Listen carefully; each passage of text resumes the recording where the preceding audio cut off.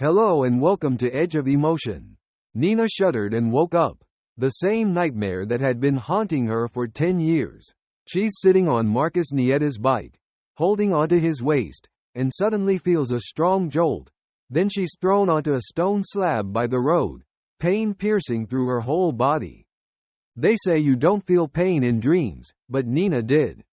That ride turned the girl into a disabled person, not in a dream, but in reality.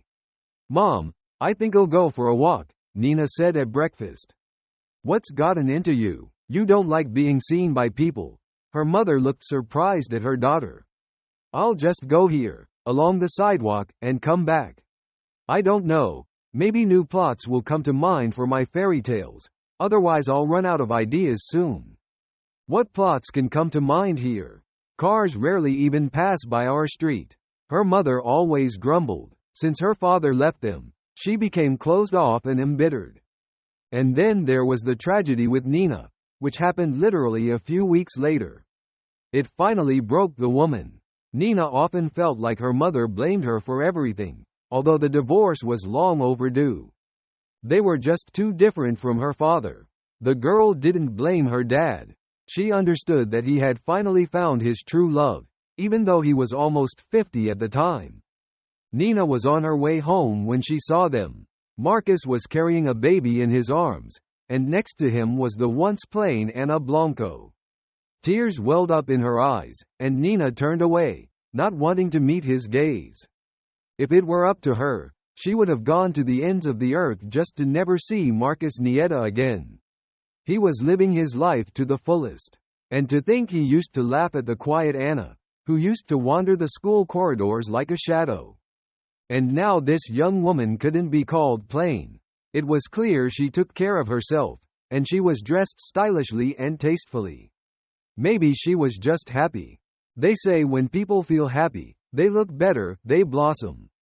Nina glanced back discreetly to watch the friendly family and didn't notice that the path had ended and it was time to turn towards home. She only snapped out of it when she crashed into the black Jeep parked opposite her house. "Oh, great," the girl muttered, trying to reverse. A scratch appeared on the polished surface of the car. "Just what I needed. Need a hand?" a young man asked, opening the door. Nina tore her gaze away from the scratch and looked up. "Nina? Nina Hill?" "Yes," she said, bewildered. "Do I know you? Come on. I'm Soren Ortiz. Don't you remember me?" "Soren, I would never have recognized you. You've grown up so much. Where's that skinny boy who was always solving problems instead of living?" Nina was genuinely glad to see an old acquaintance, someone from her past life. "My daughter and I are going to live here now." Soren jumped out of the car and pointed to the house next to where he parked. "You're kidding. Right in front of my house?" "Yes. I used to walk around here in circles just to catch a glimpse of you for a moment." He looked Nina in the eyes. "You know, Soren, I've often thought about you. I can't believe it. A nerd like me didn't interest you." "No, I mean, after that terrible accident." "What happened?" "I left right after graduation. I don't know anything about what happened here without me. It's a long story, Soren. I'll tell you sometime if you want." Nina steered the stroller towards her house. "We'll settle in with Evita and definitely invite you over," Soren said, opening the trunk. "Soren, I scratched your car, it seems," Nina said guiltily. "I'm ready to take the punishment." "Nonsense. I was planning to repaint the car anyway.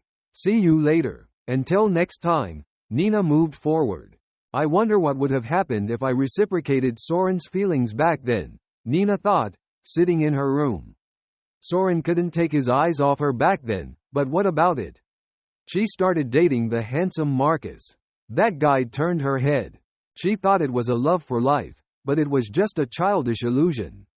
On that day, Nina hurried home after classes. Her mom asked for help around the house. Her mood was dismal. She had quarreled with her friend over some nonsense. Although it wasn't nonsense, at least not to her. Mia really liked Soren Ortiz. The girl desperately wanted to date him, but he only had eyes for his assignments and for Nina Hill. "What do you want from me, Mia? Want me to drag him over to you by the hand? Or maybe promise to kiss him so he'll start dating you. You're arrogant. Mia yelled and stormed out of the classroom where they were arranging chairs on desks at the teacher's request. Yes, Nina went too far. She shouldn't have spoken like that. But it's hard to understand a girl who has just turned 16. Nina was always a bright girl, good at her studies and into dancing. She even thought about making a career out of dancing. It's hard for her to understand someone who's pining over a botanist who only solves problems and sits on the window. Nina flitted out of the school building. Kids were running around the yard in groups. Nina, she heard behind her. She turned around. It was Soren Ortiz. It was evident the guy was nervous. Maybe we could go to the movies, he timidly suggested. Soren, tired of your assignments already? Nina said mockingly. Switching to girls now? It's just, I've wanted to tell you for a while. I really like you, Nina. Soren, here's my advice. Go to Mia, my classmate. She's been pining over you for a long time. Maybe something will work out for you guys. Nina looked him straight in the eye. Her gaze was cold. It was as if she was mocking him. And you'll pine over Marcus Nieto, huh? Soren suddenly asked quite boldly. Well, go ahead, while there's still room on his moped. You'll be his next girlfriend for a couple of months. The guy abruptly turned around and walked away. Nina felt slightly uncomfortable. Not only did she argue with Mia and feel slightly guilty, but now this nerd Soren. Nina quickly headed home. Another unpleasant surprise awaited her there. Her father told her mother that he was leaving her. For some reason, Nina couldn't be angry with her father. She understood that living with her mother was a challenge. She was always dissatisfied with something, blamed her husband, and even her daughter for giving them her best years and getting only indifference in return. Regina wanted to be a model. She even started working with a fairly well-known photographer, but then found out she was pregnant. She had to marry Nina's father and become a mother and housewife. The dream of being a model had to be forgotten. Perhaps that's why the woman could never forgive herself for not choosing her career. Nina, forgive me, honey, her father said, loading things into the trunk. I love you very much and I'm ready to support you if you need it. You don't mind if we keep in touch, do you? No, Dad, of course not, Nina replied, hugging her father. I understand that you and Mom are different people. You shouldn't have gotten married at all and had a child. Nina, my girl, don't say that. Every day I thank heavens that you're in my life. They hugged once more and Dad got behind the wheel. Mom was depressed, shutting herself in her room and refusing to come out. Nina didn't know what to do, how to calm her down, how to prove that life goes on. Mom, open up to me, asked her daughter, leaning against the door of her mother's bedroom. I don't want to talk, she answered deftly. I don't want to hear your accusations that I was a bad wife, so my father found a good one. Mom, I would never say such a thing. You are who you are and I love you just the way you are. You're my mom. You can still find your soulmate. What are you talking about? Who needs me at 40? I don't even have a profession. You talk like you're 80. Mia's aunt got married at 42. Happily, by the way. The mother was silent. The girl heard only her occasional sobs. The girl decided to leave her mother alone and went to her room. Nina was pulled out of her gloomy thoughts by Melissa's call. Ill, Nina answered sourly. Hi, listen. Nina, Marcus Nieto is having a party tonight. I was invited on the condition that I come with you. He seems to have a crush on you. The girl giggled merrily. Melissa, I don't feel like partying tonight, Nina said sadly. What's wrong? You like to party. I do, but it's just that my mom's upset and I have to support her. You know, girlfriend, sometimes it's better to leave your parents alone and go out and have fun. And this party is gonna be awesome. Come on, come on. Don't you want to know why they asked me to take you along? I, for one, really want to. Okay, Mealy, I'll think about it. You have half an hour. The girl passed out. Strange, Nina thought. Does Marcus really like me and decided to invite me to his party through Melissa? What if this party is even organized for that? Nina's heart raced. She, like many girls at school, liked Marcus Nieto. He was good-looking, funny, liked to ride his moped and throw parties, but at the same time, he was a shallow guy. Not a nerd like Soren Ortiz, but he had a good GPA. Marcus managed to do everything, party, and still have enough time to study. Nina dialed Melissa's number. "So, girlfriend, I see you're ripe for the picking, huh? You ready to turn Marcus's head?" "I'm ready to have a good time tonight," Nina said cheerfully. "We'll pick you up at 8. Melissa went out with Bruno, Mara's friend. "Shall we dance?" Marcus took Nina's hand. Goosebumps ran down her body as the guy pulled her much closer to him than the dance required. Nina felt dizzy. She didn't realize whether it was from the cocktail or from the closeness with this handsome man. She didn't care. She didn't want to think. She just wanted to dance with Marcus, pressing herself against him and breathing in the scent of his expensive perfume. That night, they never parted. "Nina, let's be together," Marcus said suddenly. His face was very close, and a moment later the two merged in a kiss. Words were not needed. Nina agreed to be his girlfriend. They started dating. Nina's life changed drastically. Marcus was always looking to see her. Nina was just waiting to see him again. Her mother didn't forbid her to go out late at night. It was as if she didn't notice her daughter at all, always being depressed. It was a warm July evening. Nina fidgeted in front of the mirror, choosing what to wear. She and Marcus were going to another party. He was supposed to pick her up any minute. The girl glanced in the mirror and was pleased. A light blouse with black butterflies on a yellow background and dark pants made Nina especially fresh and attractive. "Kiss me," Marcus asked, sitting behind the wheel of his moped. Nina nuzzled the guy's neck. "No, a real kiss." He turned to face her and pressed his lips to the girl's. "Make way, Marcus." Nina tried to interrupt this sweet kiss, but it was too late. A bump, a jolt, and she was thrown right onto the stone slab by the road, while pain all over her body, darkness. Nina slowly emerged from the enveloping fog around her. It was difficult to breathe with tubes in her nose and throat. It was hard to open her eyes. The bright light was literally blinding. Nina struggled to move her hand. "Awake," said the nurse standing nearby. "Can you feel your legs?" Nina didn't quite understand what she was talking about. She tried to move her legs, but couldn't. It was as if she couldn't even comprehend where her legs were.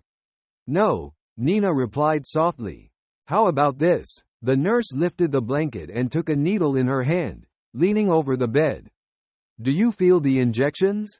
"No," Nina murmured with dry lips. "Oh, that's what Dr. Alonso was afraid of." The girl in the white coat looked puzzled. When Nina's parents came to pick her up from the hospital, at first glance they seemed like a real family, the doctor said. "Nina's body is young, strong. It will all depend on her will to live. If the desire is strong, her body will have enough resources to recover, but if not..." Nina's world collapsed. There could be no talk of dancing. She was a helpless invalid, her legs refusing to obey. And Marcus? He hadn't written or called her once. What if something terrible happened to him and they just didn't tell her, fearing to traumatize her even more? Still, Nina asked on the way home, "Mom, what about Marcus? Is he okay?" "He got away with a few scratches. He was thrown onto a pile of hay." "Where is he? Did he ask about me?" Nina looked hopefully at her mother. "In our town, rumors spread like olive oil," her mother said sadly. "He left for the capital. The new school year is starting soon." Nina's heart sank. Marcus lived his life, filled with new experiences, hopes, and events, but what awaited her? A wheelchair? Being confined at home? Nina didn't even want to think about such dreadful things. The girl needed to adapt to her new conditions. She had to move to a room on the ground floor, as the stairs were no longer for her. Her father came to visit her, but Nina hated those visits. He pitied her. He still loved her, but pity filled his heart. But the worst part was their constant fights with her mother. She found every convenient moment to say something about his young wife and how she had to give up her career as a model. At those moments, Nina literally wanted to be on a deserted island, or even better, to die and not see her wheelchair, her constantly quarreling parents, and this unreachable world anymore. Over time, visits from her father became rarer, and then stopped altogether. Nina missed her dad, with whom they always found a topic for conversation, but it was easier this way. No one pitied her, no one argued with her mom. Her mother gradually adjusted to the situation and even started working at the local store with a funny name, Hedgehog Brewer. What a hedgehog had to do with it remained a mystery. Nina laughed, that maybe the owner just really loved those little animals. Years passed, but Nina never had enough resources to start walking again. Her only solace was reading. She would read anything she could get her hands on, escaping into a world where she wasn't destined to sit in that cursed chair until death, a world full of wonders, incredible events, and heroes to root for. And it became less bitter for her own unhappy fate. At one point, Nina suddenly realized she wanted to write something too. She longed for something magical, unlike the mundane, gray life. Nina wanted to create a world where anything was possible. Everything was possible only in a fairy tale. That's why she began inventing fairy tale plots and writing them down. At first, it was difficult for her, it came out awkward and lifeless, but over time the characters began to come alive, and the events became vivid and lively too. One day, Nina submitted one of her most successful fairy tales to a children's online magazine. Imagine her surprise when they accepted her work and offered to collaborate. Now Nina was writing not just for her own pleasure, but also on commission. The girl had a small income now. 10 years passed. Sometimes Nina felt like fate was mocking her, taking away almost everything. Not only had she lost the ability to walk on her own 2 feet, but also this reminder of her past life. Nina often saw Marcus and his wife. Ana Blanco never stood out, neither in appearance nor in academics, just a typical average girl with a nondescript appearance. Why did Marcus choose her? He didn't even glance at such girls in school. Nina wondered why he didn't pick up some urban chick and instead returned to their hometown and married this dull mouse. After meeting Soren, Nina couldn't calm down for a long time. She sat in her room and thought. She thought about the past.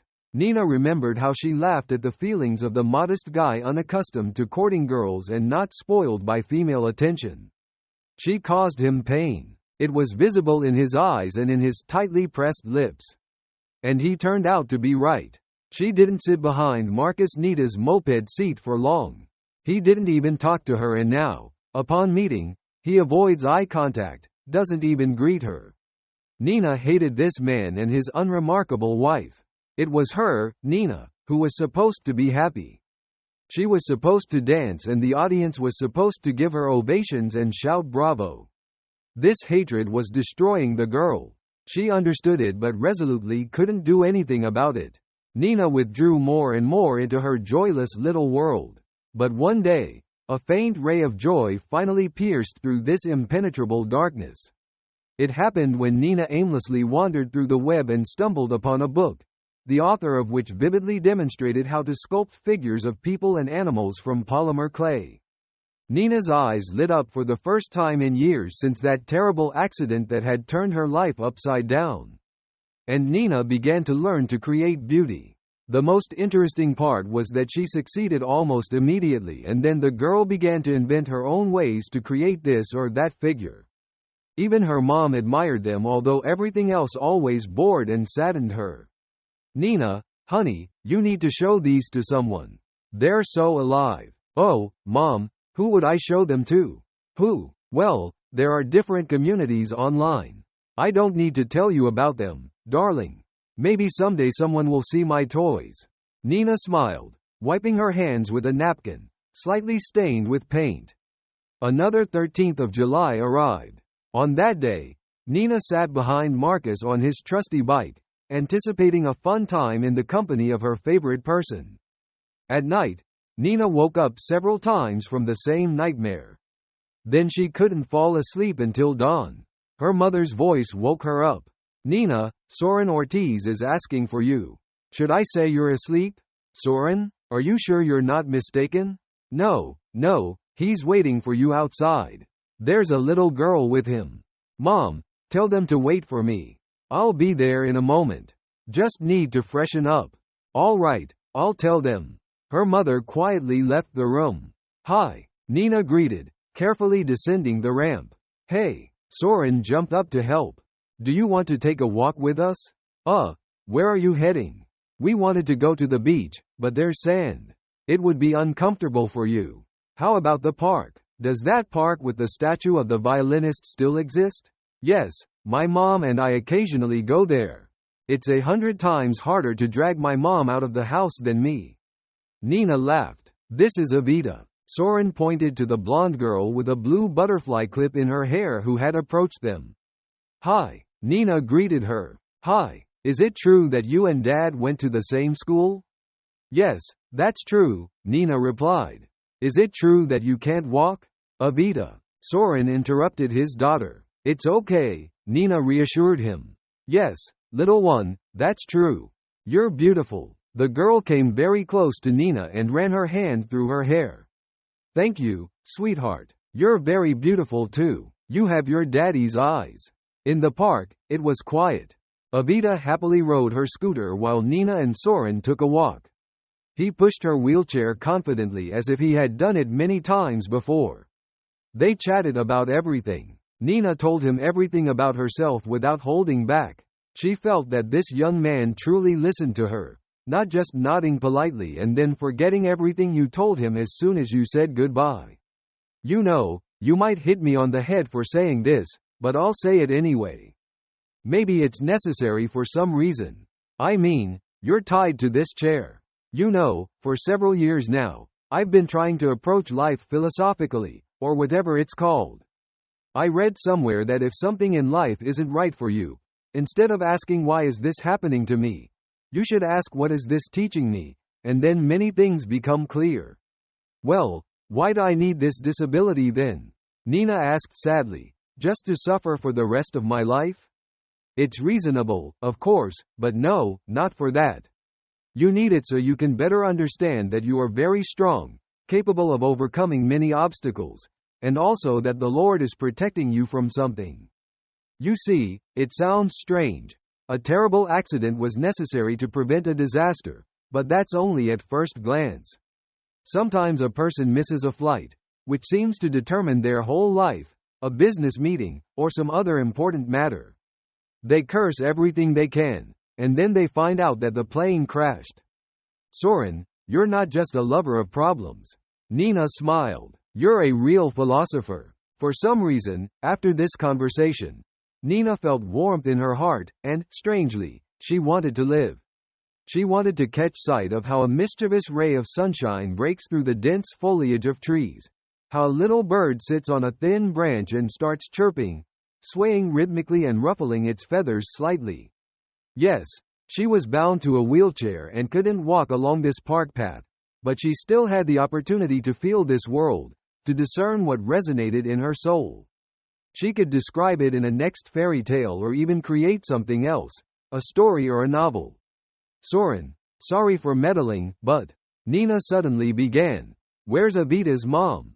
Pilar died in childbirth. He stopped near a bench.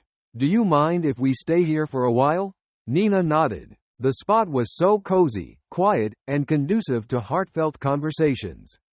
Pilar and I met at university and started dating right away. After a while, we got married and lived with my parents. We studied, worked part-time, and dreamed of our own home. I told her about my hometown. Can you imagine? She was so eager to move here. She didn't like the hustle and bustle of the capital. I probably wouldn't have loved it either, Nina sighed. We wanted our baby to be born after we had settled in life, but not all of us decide, not at all. Pilar got pregnant. Everything was going well, but my wife didn't survive childbirth. The doctors couldn't do anything. How awful, how difficult it is to lose a loved one, especially the mother of your child. Yes, it was tough. I wasn't prepared for such a turn, and who can be prepared? You loved her very much, didn't you? Nina asked softly, placing her hand on his. You know, I didn't love Pilar right away. At first, I just wanted to forget you. Nina felt a shiver run down her spine. She felt a prick of conscience. Back when she was still just a girl, she carelessly redirected the guy to Mia, never considering how deeply it would wound him when he loved her. The fool, truly loved her. Nina couldn't hold back the tears any longer. They just kept rolling down her cheeks, and she didn't even try to stop them. Nina, are you okay? Soren asked sympathetically, offering her a tissue. Forgive me, Soren, forgive me, she replied.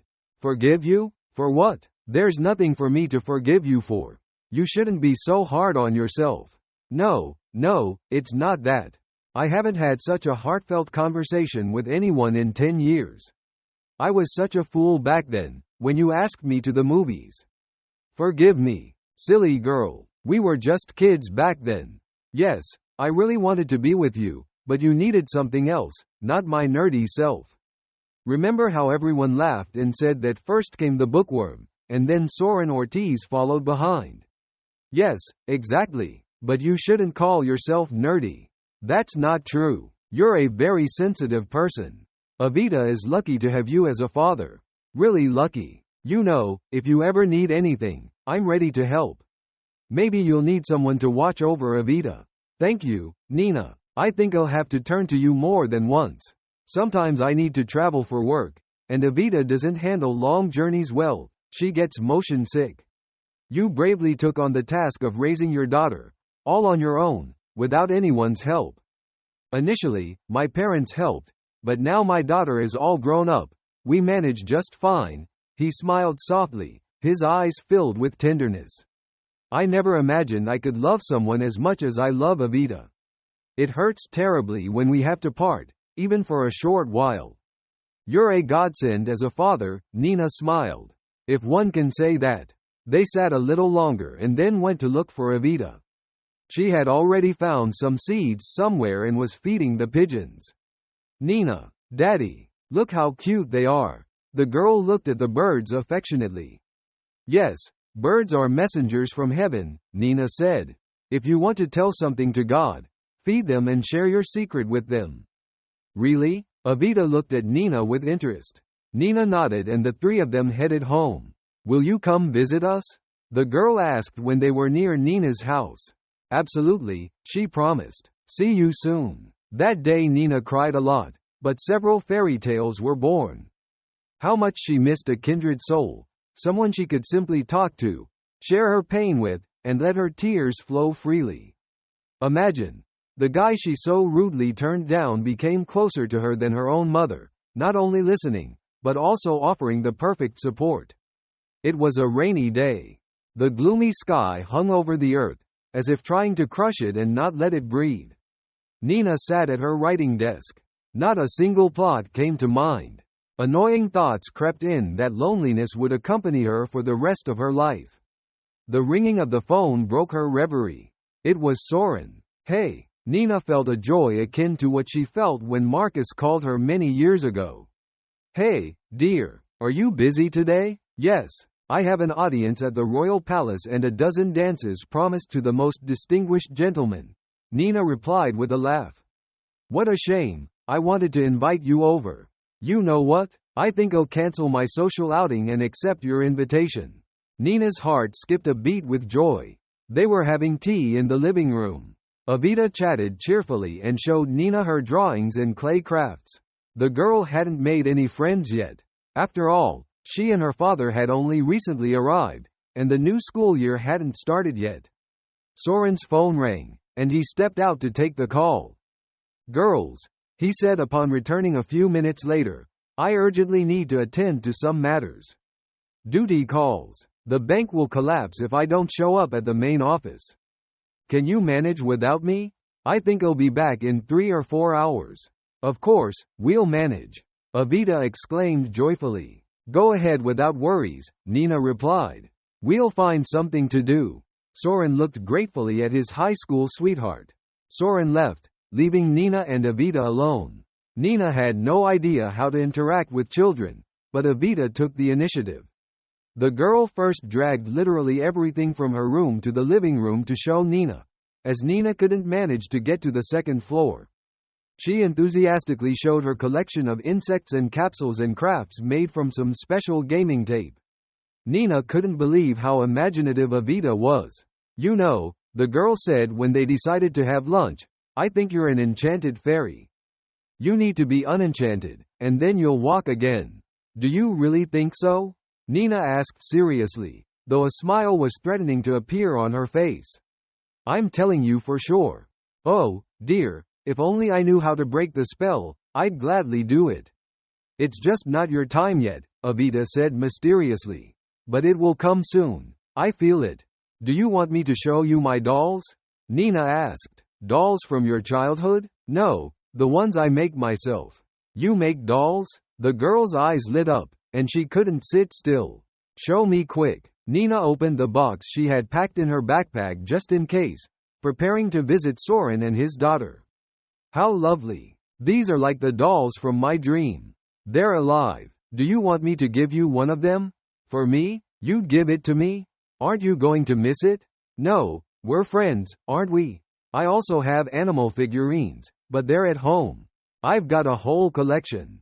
Will you show me?" "Definitely, next time we meet. I would love to make such dolls too," Evita said dreamily. "I may not be a great teacher, but I can try to teach you something." And that was their agreement. The day was nearing its end, and Soren still hadn't returned. He texted, saying he was delayed and asked not to leave the girl until he arrived. Nina moved from her armchair to the sofa in the living room, and they sat, looking through photographs. "Nina, tell me an interesting story," the girl suddenly asked, closing the photo album. "What kind of story? A magical one?" "A magical one would be nice," she agreed. And Nina told her young companion a few fairy tales she had recently composed. "How interesting. My dad always tells me about numbers. It's boring. Where did you read these stories?" Evita looked closely at Nina. I made them up myself," she simply replied. "I told you, you're a fairy. You probably even have a magic wand." "I haven't found anything like that," Nina laughed. It was so nice to talk to this little girl. There was no need to play a role, hide anything, or pretend something was real when it wasn't. The girl didn't even suspect that she would find solace in the company of a 7-year-old. They fell asleep on the living room couch, cuddled together under a blanket.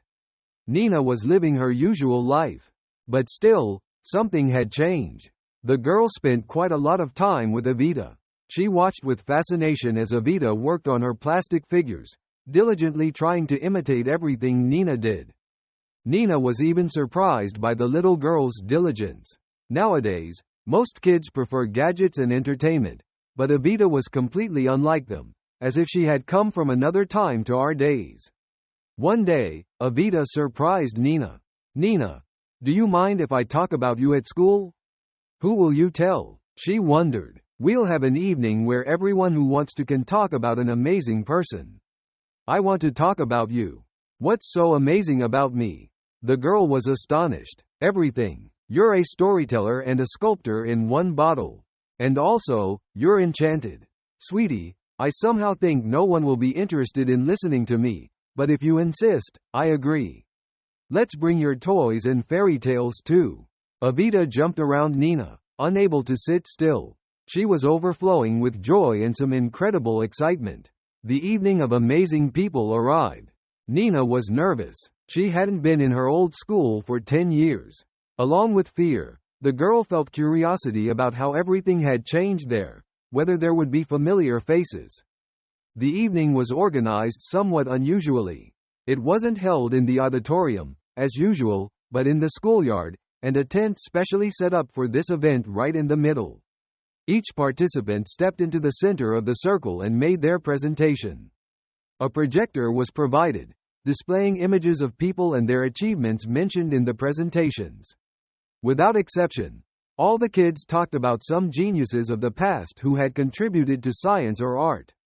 It was Evita's turn. I want to talk about a fairy." The girl began. She didn't look like a fairy from fairy tales at all. "Her name is Nina, Nina Hill. Nina, by the way, used to study at our school." Applause erupted. So, Evita continued, we became friends recently, but we've become very good friends. Nina writes such interesting fairy tales and stories that anyone will listen and forget about everything else. And Nina also teaches me to sculpt dolls and animal figures. Here are some photos. The girl pointed to the screen where photos of their toy sculptures appeared.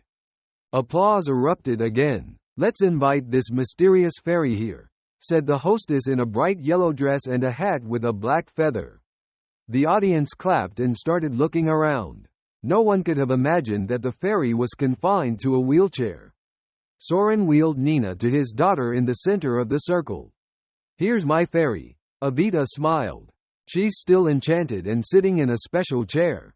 But soon she'll grow wings again. An evil witch once got angry with Nina and deprived her of her flying gift.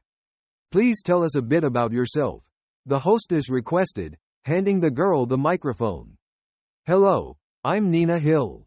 I did indeed study at this school.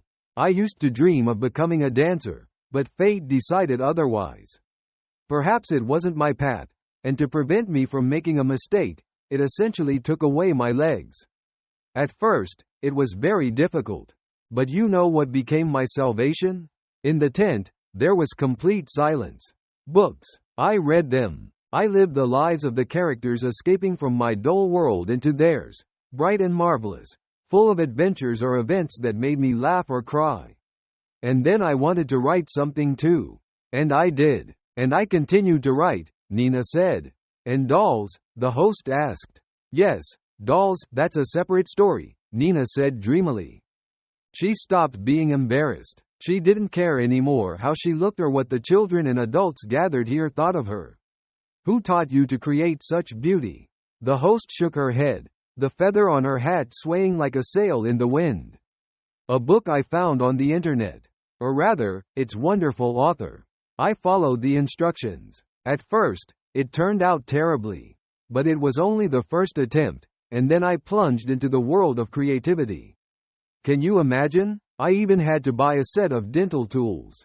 They're convenient to use for sculpting. I work with miniatures. Thank you, Nina. And a huge thank you to you, Evita. Thank you for introducing us to this amazing person living here and now. It was very interesting, the host said. The tent erupted in applause. As everyone began to disperse, a woman approached Nina. Señorita Hill, would you agree to teach the children miniature sculpting? Well, I don't even know. I'm not a teacher. I don't even have a pedagogical education. In fact, I don't have one at all. Just school, Nina replied. That doesn't matter, at least for now. And where? Nina asked with interest. Right at the school. We have a studio for applied creativity. I don't think you'll have a shortage of students. Nobody in our town practices this. We'll discuss all the conditions regarding salary. I would be happy to try. Not sure if it will work, but I agree. Then please leave me your phone number. I'll contact you as soon as everything is clarified. Nina dictated her number, and they said goodbye. That night, sleep eluded Nina. At first, she just lay there, staring at the ceiling, but when that became unbearable, she moved from the bed to her chair, rolled up to the table, and turned on the lamp. She wanted to create. Just think, the lovely little girl Evita, the daughter of the one she had so rudely rejected back in her school days, today gave her, albeit a small one, but still a star hour. The applause literally made her head spin. People were interested in what she had to say, interested in her life, her view of the world. It hadn't been like this for many years. Had it ever been like this at all? Now Nina felt like it hadn't. Nina Hill had been working in the studio for several weeks, teaching kids of different ages how to create sculptures out of plastic. Nina felt like a truly sought-after specialist. Her students loved her, and their parents appreciated her. School teachers began to notice that the handwriting of those students who attended sculpture classes had improved, and their overall academic performance had also gotten better. Could a girl, who had been bound to a wheelchair for 10 years, ever dream of such things? She could, but she didn't dare. Nina, her mother began one day, you look so happy lately. Are you in love, by any chance? No, Mom, it's all because of my work. The successes of my students lift me up so much. I somehow thought it might have to do with Soren Ortiz. Her mother smiled. No, Mom, Soren is just a very good friend, that's all. Ouch. Nina winced in pain. What happened, sweetheart? Her mother worried. My legs are tingling. Nina struggled to say. What? You're feeling your legs? Nina, do you remember what the doctor said? About the reserves. She continued to wince, asking. Yes, exactly. It seems, my dear, your reserves are replenished, and your legs decided to join in. But that can't be. They haven't worked for over 10 years, and now. You simply truly wanted to live. Her mother glowed with happiness. Nina hadn't seen her like this in years, maybe never. Try wiggling your toes, the doctor said calmly. How? Nina was surprised. Just try. Imagine you just need to move your toes. It doesn't matter that you haven't walked in over 10 years. Nina focused and tried her best to comply with the doctor's request. The attempt failed. Instead, a strong pain pierced through her legs from thigh to toe. Oh, Nina cried out. It hurts so much, unbearably much. What does this mean? It means that the muscles are gradually starting to work, as well as the blood vessels, veins, nerves, and the whole system is kicking in. Now, regular massages are needed, even self-massage, and it would also be very good to swim in the sea. Seawater is a powerful remedy. I understand. I will try to follow all your recommendations. Nina left the office. In the corridor, her mother, Evita, and Soren were waiting for her. Soren volunteered to drive them home. What did the doctor say? Soren asked. He said I need to swim in the sea. Nina smiled. Really? Her mother asked. Yes, it's true. My lower limbs are starting to work. I'm such a fool. Soren slapped his forehead. Why didn't we do this sooner? So, let's do it right now. Evita hugged Nina. Wait, I'm not ready. Nina protested. I don't even have a swimsuit. I don't think what I wore over 10 years ago will fit me anymore. I have a swimsuit, Evita exclaimed. It's really cool. Very sporty. Darling, yours definitely won't fit me. Nina laughed. It's not mine. It's my mom's. She was just like you. Let's go to our house now, and you can try it on. A warm feeling spread throughout Nina's body. How great it was when there were people around.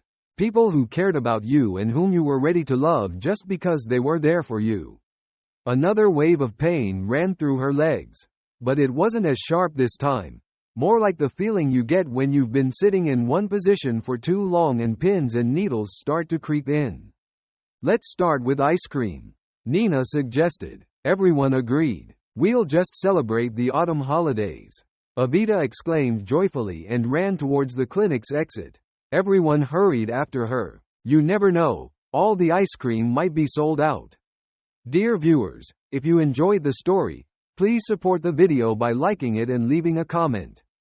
Thank you very much.